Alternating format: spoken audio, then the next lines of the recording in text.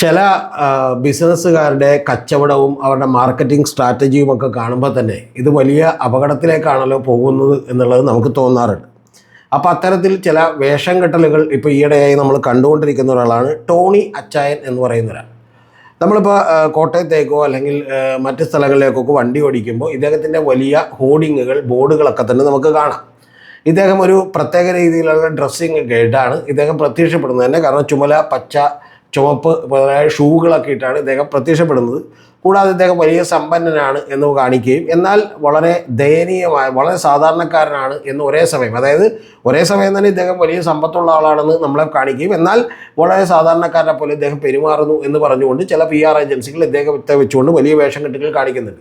പക്ഷേ ഇതൊന്നും കൃത്യമായി അവതരിപ്പിക്കാൻ പറ്റാത്തതുകൊണ്ട് ഇതൊക്കെ അങ്ങേയറ്റം അരോചകമാണ് എന്നുള്ളതാണ് ചില കാര്യങ്ങൾ. കാരണം ഞാൻ ഈ ബോർഡ് കണ്ടപ്പോൾ തന്നെ പറഞ്ഞിരുന്നു ഇതെന്തോ ഇത് കറക്റ്റായിട്ടുള്ള ഒരു പരിപാടി അല്ലല്ലോ എന്നുള്ളത്. ഞാൻ എൻ്റെ കാറിലിരുന്ന് സഞ്ചരിക്കുമ്പോൾ ഞാൻ എൻ്റെ സുഹൃത്തുക്കളോടൊക്കെ പറഞ്ഞിരുന്നു, ചില എൻ്റെ വീട്ടുകാരോടൊക്കെ പറഞ്ഞിരുന്നു.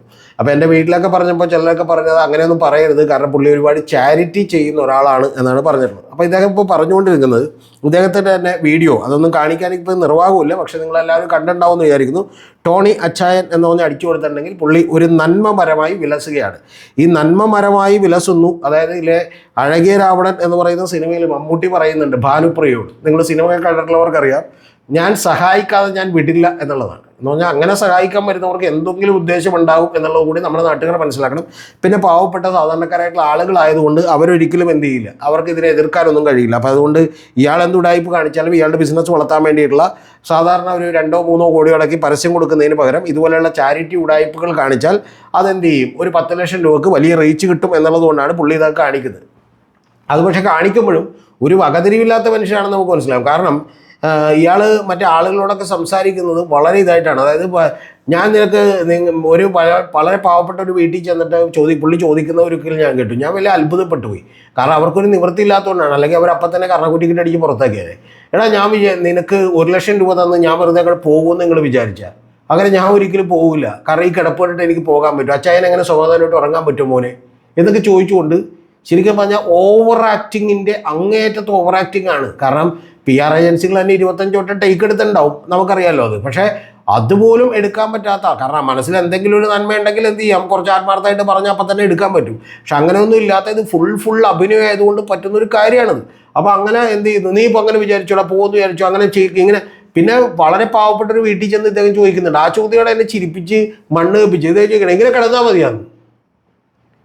അവർക്കൊരു നിവൃത്തിയില്ലാഞ്ഞിട്ടാണ് അവരെന്ത് ചെയ്യുന്നത്, ഒരു ടാർപ്പുളി വലിച്ചിട്ട് കിടക്കുന്നത്. അവരോട് ചോദിക്കുകയാണ്, ഇങ്ങനെ കിടന്നാൽ മതിയാ, നിങ്ങൾ കിടന്നാൽ മതിയാ, പറ ഇങ്ങനെ കിടന്നാൽ മതിയാന്നൊക്കെ ചോദിക്കുന്നുണ്ട്.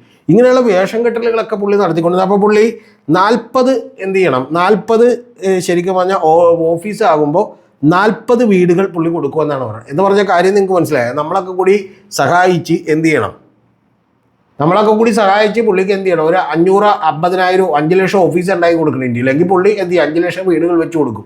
മഹത്തായ കാര്യമാണല്ലോ. പിന്നെ ചെയ്യണ ബിസിനസ് എന്താണെന്നറിയാമോ, ഈ ഗോൾഡ് മേടിക്കണേ.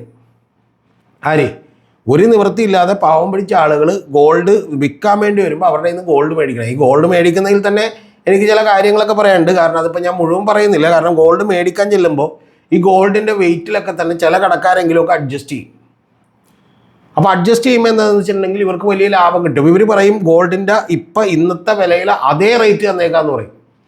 അതായത് അതേ റേറ്റ് തന്നേക്കാന്ന് പറയുമ്പോൾ എന്ത് ചെയ്യും, നിങ്ങളുടെ ഗോൾഡിൽ ഇപ്പോൾ ഒരു 2 ഗ്രാമോ 3 ഗ്രാമോ എന്ത് ചെയ്യുമായിരിക്കും, മറ്റേ വെയിറ്റിൽ കുറച്ച് കാണിച്ചിട്ടുണ്ടെങ്കിൽ അതേ റേറ്റ് തരാം. അതേസമയം അങ്ങനെ കുറച്ച് കാണിക്കാത്ത വലിയ ജ്വല്ലറി ചെല്ലുമ്പോൾ എന്ത് സംഭവിക്കുമെന്ന് അറിയാം. അവർ പറയുമില്ല, ഗോൾഡിന് എന്ത് ചെയ്യും, 10 രൂപ 20 രൂപ അല്ലെങ്കിൽ മേക്കിംഗ് ചാർജ് ചിലപ്പോൾ പെർ ഗ്രാമിന് ഇത്രയും കുറയുമെന്ന് പറയും. അത് നമുക്ക് ഇഷ്ടപ്പെടില്ല. അതുകൊണ്ട് നമ്മൾ പല ആളുകളുടെ അടുത്തും ചെല്ലും. ഈ ടോണി ചായൻ്റെ കടയിൽ എങ്ങനെയാണെന്ന് എനിക്കറിയില്ല, അതുകൊണ്ട് ഞാൻ പരിശോധിച്ചിട്ടില്ല, അതുകൊണ്ട് അത് പറയുന്നില്ല. അപ്പോൾ അത്തരത്തിൽ എന്ത് ചെയ്യുന്നു, ടോണി ചായൻ എന്ത് ചെയ്യുന്നു, നന്മപരമായി വിലസുകയായിരുന്നു. ഇപ്പോൾ ഈ കഴിഞ്ഞ ദിവസങ്ങളിൽ ടോണി ചായൻ ഒരു കുടുംബത്തിന്, ഒരു കാലില്ലാത്ത വളരെ സാധുവായിട്ടുള്ള ഒരു മനുഷ്യൻ, ഒരു കാലിന് ഈ അംഗപരിമിതരായിട്ടുള്ള ഒരാൾ, അദ്ദേഹത്തിൻ്റെ പാവം മനുഷ്യരെ ഇദ്ദേഹം ചെന്ന് കണ്ടു. വന്നിട്ട് ഇദ്ദേഹത്തിന് ഒരു വീട് കൊടുക്കുന്ന ഒരു വീഡിയോ എടുത്തിട്ടു. എൻ്റെ പ്രിയപ്പെട്ട പ്രേക്ഷകരെ, നിങ്ങൾ അറിയേണ്ടത്, ഈ സാധാരണ ഒരു മനുഷ്യനൊന്നും ചെയ്യാൻ പറ്റാത്ത അത്രയും ക്രൂരതയുടെ ആൾക്കാരായിരിക്കും ഇത് സത്യമാണെങ്കിൽ. കാരണം അല്ലെങ്കിൽ അച്ചായം എന്ന് പറയണം, നമുക്കറിയില്ല. അതെന്താണെന്ന് വെച്ചിട്ടുണ്ടെങ്കിൽ ഇത് ലൈഫ് മിഷൻ വഴി കിട്ടിയ വീടായിരുന്നു. അതായത് ഗവൺമെൻറ് പണം മുടക്കി വെച്ച് ഇവർക്ക് എന്ത് ചെയ്യാൻ, ഈ പറയുന്ന ആളുകൾക്ക് കൊടുക്കാൻ തീരുമാനിച്ചിരിക്കുന്ന വീടായിരുന്നു. അതെൻ്റെ താക്കോല് പുള്ളി എന്ത് ചെയ്തു, സംഘടിപ്പിച്ച് എന്ത് ചെയ്താണ്, ഇവർ കൊടുത്താണ്. പിന്നെ അകത്തൊക്കെ ചിലപ്പോൾ എന്ത് ചെയ്തിട്ടുണ്ടാവും, ചിലപ്പോൾ സാധാരണ ഒരു ലൈഫ് ഇഷ്യൂ കൊടുക്കുന്ന വീടിനേക്കാൾ ചിലപ്പോൾ എന്തെങ്കിലും പണികൾ പുള്ളിയല്ല വല്ല ചില്ലറയൊക്കെ കൊടുത്തിട്ട് എന്ത് ചെയ്യുന്നുണ്ടാവും, 10,000 20,000 ഒക്കെ കൊടുത്ത്, അല്ലെങ്കിൽ ഏതെങ്കിലും കൽപ്പണിക്കാരെ കൊണ്ടുവന്ന് വല്ല മോസൈക്ക് ഇടലോ അല്ലെങ്കിൽ വല്ല ടൈലിടലോ എന്തെങ്കിലുമൊക്കെ ചെയ്തിട്ടുണ്ടാവും, നമുക്കറിയില്ല.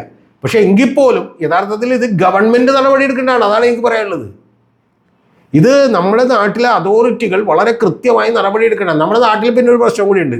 4.25 ലക്ഷം വീട് വെക്കുന്ന ഗവൺമെൻറ്, അത് പിണറായി വിജയൻ ഗവൺമെൻറ് വെച്ചിരിക്കുന്നു, അല്ലെങ്കിൽ ഏതെങ്കിലും ഗവൺമെൻറ് വെച്ചാൽ അവരോട് നമുക്ക് വലിയ സ്നേഹമൊന്നും ഉണ്ടാവില്ല. പകരം ഇതുപോലെയുള്ള ഓരോ വേതാളങ്ങൾ വന്നിട്ട് കാണിക്കുന്ന വേഷം കെട്ടിനൊക്കെ നമ്മൾ എന്ത് ചെയ്യും, ഭയങ്കര തോതിൽ എന്ത് ചെയ്യും, നമുക്ക് അവരോട് ഭയങ്കര സ്നേഹവും അവർ ഭയങ്കര അനുകമ്പയുടെ ആളുകളായിട്ടൊക്കെ എന്ത് ചെയ്യും.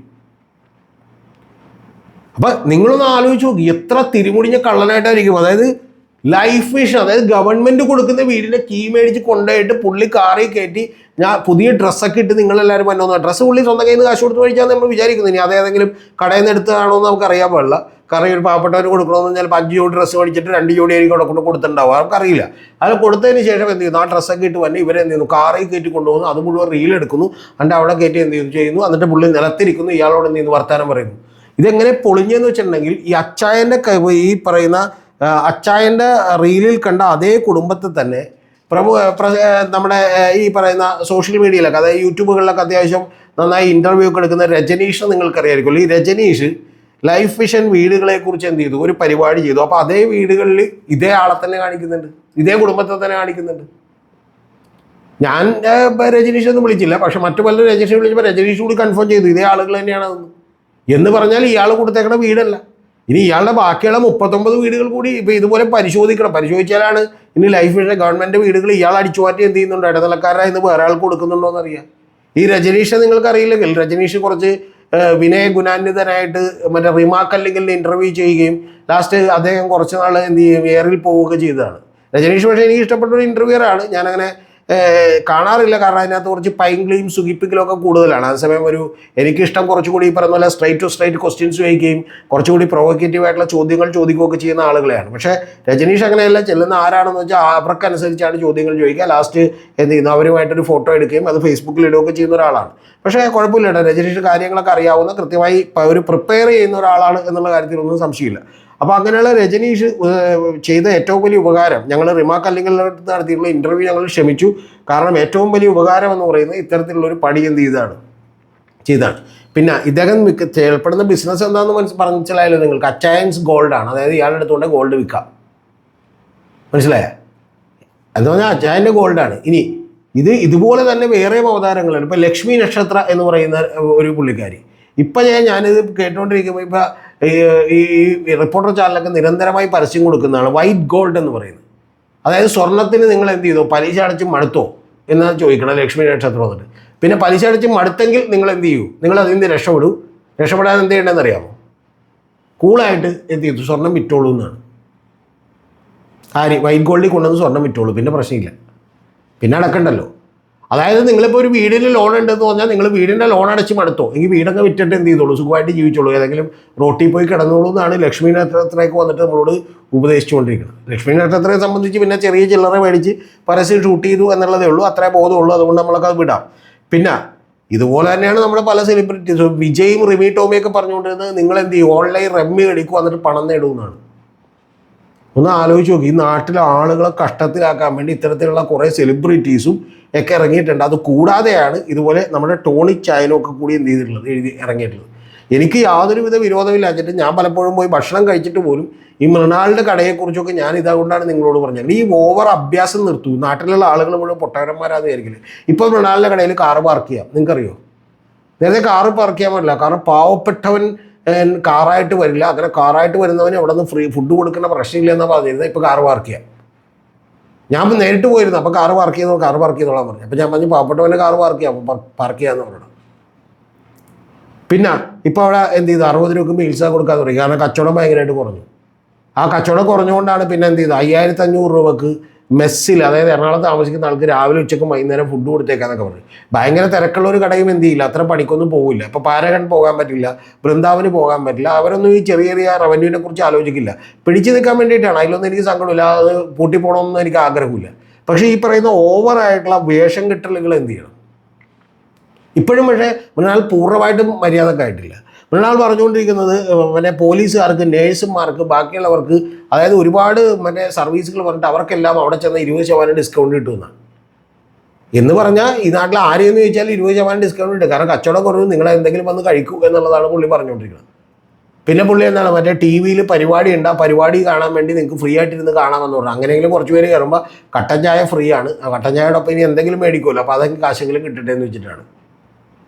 അല്ലാതെ പാരഗണിലോ അല്ലെങ്കിൽ വേറെ ഏതെങ്കിലും ഹോട്ടലിലോ ബൃന്ദാവനിലോ സിലോൺ ബേക്കോസിലോ വേറെ എവിടെയെങ്കിലും സ്ഥലങ്ങളിലോ വന്നിട്ട് നമ്മൾ എന്ത് ചെയ്യാം, വെറുതെ രാവിലെ മുതൽ 50 പേര് ഒന്ന് ഇരിക്കട്ടെ എന്ന് വെച്ചാൽ അവർക്ക് സമയം ഉണ്ടാവില്ല. കാരണം അവരുടെ ശരിക്കും ബൃന്ദാവനിലും അതുപോലെ പാരഗണിലും ഒക്കെ എന്ന് പറഞ്ഞാൽ ഒരാൾ പോയിട്ട് വേണം ഉച്ചക്ക് ഊണ് കഴിക്കാൻ അടുത്ത ആളെ വിളിച്ച് കയറ്റുള്ളൂ. അപ്പം എന്താണെങ്കിലും ശരി, ഈ കൂട്ടത്തിൽ ടോണി അച്ചായൻ കൂടി പെട്ടിരിക്കുന്നു. അച്ചായൻ്റെ ബാക്കി ഇതേവരെ കൊടുത്തിട്ടുള്ള 39 വീടുകളെക്കുറിച്ച് കൂടി ഗവൺമെൻറ് അന്വേഷണം നടത്തുകയും ഇത്തരത്തിൽ ഗവൺമെൻറ് കൊടുക്കുന്ന, അതായത് പിണറായി വിജയൻ സർക്കാർ കൊടുക്കുന്ന ഈ പറയുന്ന ലൈഫ് മിഷൻ വീടുകൾ ഇതുപോലെ പണമുള്ള ആരെങ്കിലും അവരവരുടെ ചെറിയ സ്വാധീനം വെച്ച് ഏതെങ്കിലും ഉദ്യോഗസ്ഥന്മാരെയൊക്കെ സ്വാധീനം തട്ടിയെടുത്ത് കീ മേടിച്ചുകൊണ്ട് കൊണ്ടു കൊടുക്കാൻ എന്താണ് അധികാരം എന്നുള്ളത് ഗവൺമെൻറ് എന്ത് ചെയ്യണം, കൃത്യമായി അന്വേഷിക്കണം എന്നാണ് എനിക്ക് ഈ വീഡിയോയിലൂടെ പറയാനുള്ളത്.